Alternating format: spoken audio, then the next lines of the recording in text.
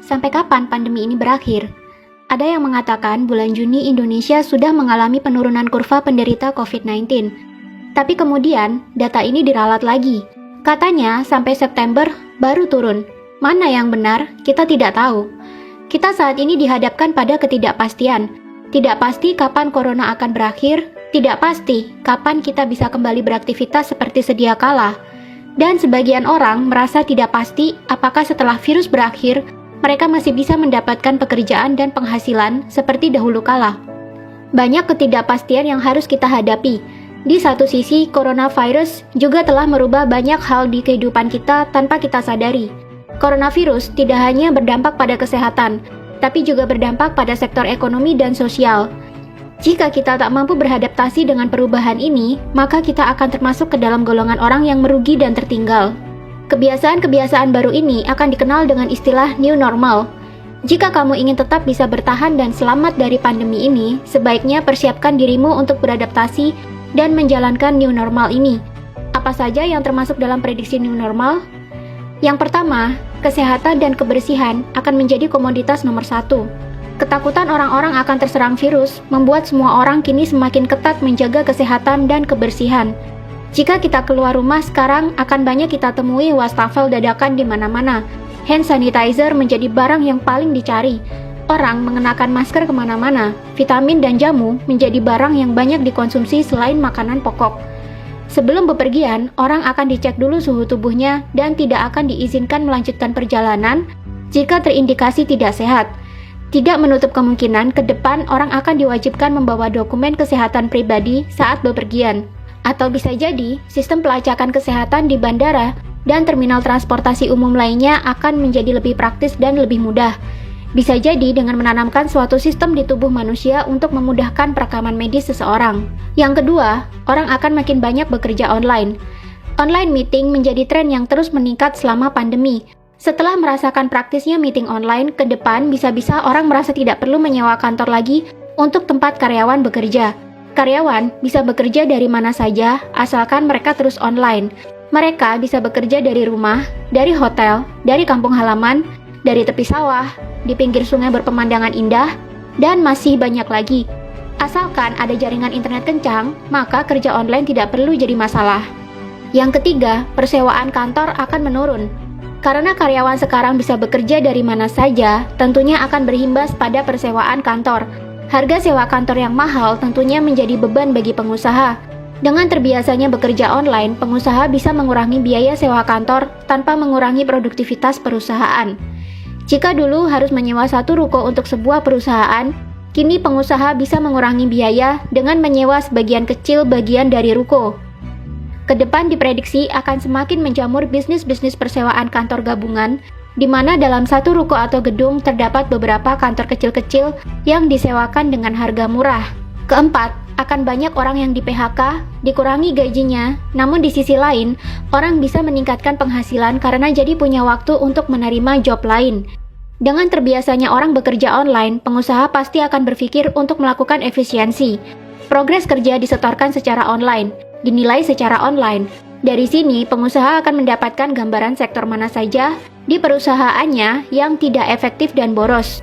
Jika 3 pekerjaan bisa dikerjakan oleh 1 karyawan sekaligus, maka alih-alih mempekerjakan 3 karyawan bersamaan, pengusaha akan memecat 2 karyawan dan memampatkan pekerjaan dalam 1 karyawan saja.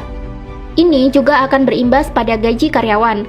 Karena bisa bekerja online dari mana saja, pengusaha jadi bisa memangkas gaji untuk efektivitas.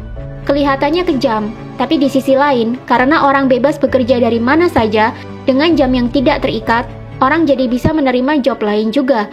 Maka tak heran, setelah pandemi kita akan menemui orang yang bisa bekerja di 2-3 perusahaan sekaligus. Orang yang bisa memenangkan situasi seperti ini adalah tipe orang yang lincah, mampu beradaptasi dengan cepat terhadap teknologi, dan pintar mengambil peluang. Orang yang malas dan suka mengeluh akan tertinggal di belakang. Mereka mengumpat pengusaha karena telah memecatnya, tapi mereka juga tidak bisa memperbaiki kehidupannya karena tidak mau beradaptasi. Yang kelima, orang akan berburu properti yang murah namun memiliki pemandangan yang bagus. Karena terbiasa bekerja online, tidak perlu ngantor lagi, orang lama-kelamaan akan meninggalkan kota besar yang penuh dengan kemacetan. Mereka mulai memburu rumah-rumah di pinggiran kota atau bahkan di kota yang lebih kecil dengan harga yang lebih murah namun pemandangannya lebih baik daripada di kota besar. Mereka akan menciptakan ruang yang nyaman untuk bekerja sambil menikmati bersihnya udara dan pemandangan yang indah di luar rumah. Yang keenam, belanja online akan menggeser kebutuhan belanja di mall atau supermarket. Selama pandemi, kita benar-benar dipaksa melakukan apapun dengan serba online. Bahkan beli sayur dan lauk di pasar pun kini sudah bisa dilakukan secara online. Jangan heran, nanti akan muncul semakin banyak toko online dan aplikasi yang menjual beragam kebutuhan manusia. Dan jangan heran jika nanti supermarket dan pasar menjadi tempat mangkalnya kurir dan ojek online. Karena merekalah yang bertugas mengantarkan belanja orang-orang ke rumah. Bisnis online akan sangat menjamur, bahkan pebisnis offline pun akan banyak yang berbondong-bondong memindahkan toko mereka ke dunia online. Pebisnis offline yang tidak mampu mengikuti perubahan ini akan mati secara perlahan-lahan. Yang ketujuh, pariwisata akan mengalami kenaikan drastis, termasuk tren digital nomad. Bosan dikurung berbulan-bulan di rumah membuat sebagian orang berpikir untuk bekerja online lebih keras dan mengumpulkan uang untuk liburan setelah COVID-19 ini berakhir.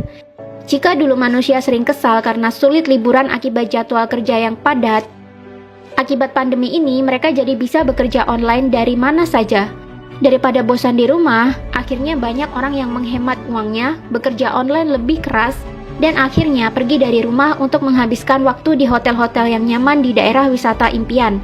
Mereka bekerja dari hotel siang dan malam. Mereka mencari hotel dengan kecepatan internet yang kencang, hotel budget dengan desain Instagramable akan menjadi buruan. Jika mereka penat, mereka tinggal berjalan-jalan ke lokasi wisata di sekitar hotel tempat mereka tinggal. Jika dulu pariwisata dijejali dengan orang-orang yang butuh liburan dan melepas penat setelah lelah bekerja, setelah pandemi akan banyak orang yang melakukan kerja sekaligus liburan dalam waktu yang bersamaan. Jika dulu tren digital nomad hanya dilakukan oleh milenial-milenial dari negara barat, tak menutup kemungkinan setelah pandemi ini, milenial-milenial Indonesia akan mengalami hal yang serupa. Kedelapan, uang digital akan mengalahkan uang kertas dan uang koin. Sadar bahwa uang kertas dan uang koin menjadi penyebab penularan virus, orang kini mulai beralih ke uang digital. Dompet digital seperti GoPay, Dana, Genius, WeChat Pay, OVO, Link Aja akan menjadi primadona orang-orang untuk melakukan pembayaran. Bahkan ke depan akan ada pengurangan nasabah bank-bank konvensional. Jika dulu satu orang bisa menyimpan uangnya dalam beberapa rekening bank, misalnya rekening BCA untuk keperluan sehari-hari, BRI untuk tabungan, Mandiri untuk dana darurat. Ke depan, bank-bank ini akan ditinggalkan oleh orang-orang. Orang cukup memiliki satu bank saja sebagai tempat cadangan uang, dan mereka mulai membagi pos-pos pengeluaran mereka ke dompet-dompet digital yang tersedia. Dompet digital ini murah, tanpa biaya bulanan seperti bank konvensional, dan memiliki biaya administrasi transaksi yang lebih murah dibandingkan dengan menggunakan bank konvensional. Bank konvensional lama-lama akan menjerit karena kalah jumlah nasabah dengan dompet digital. Yang kesembilan, muncul orang-orang dengan pemikiran baru dan membuat perubahan. Pandemi COVID-19 memaksa banyak orang di dunia untuk berdiam diri di rumah, tanpa melakukan aktivitas di luar, tanpa bepergian. Untuk mengusir rasa bosan, tentunya intensitas membaca dan menonton akan meningkat. Maka tak heran setelah pandemi ini akan muncul orang-orang yang memiliki pikiran luar biasa dan bisa membuat perubahan bagi orang-orang di sekitarnya. Ini karena selama pandemi mereka jadi punya banyak waktu untuk membaca dan mencari informasi, sehingga muncullah orang-orang yang memiliki pemikiran kritis yang sebelumnya tidak pernah kita temui. Intinya adalah pandemi COVID-19 ini menjadi seleksi alam bagi kita semua. Jika kita tak mampu beradaptasi dengan cepat, maka tinggal menunggu waktu saja kita akan menjadi manusia yang tertinggal dan mengalami kerugian. Tapi jika kita menjadi manusia yang tanggap terhadap perubahan dan pintar mengambil peluang, maka kita akan menjadi manusia yang bisa melewati pandemi ini dengan aman, bahkan mendapatkan keberuntungan.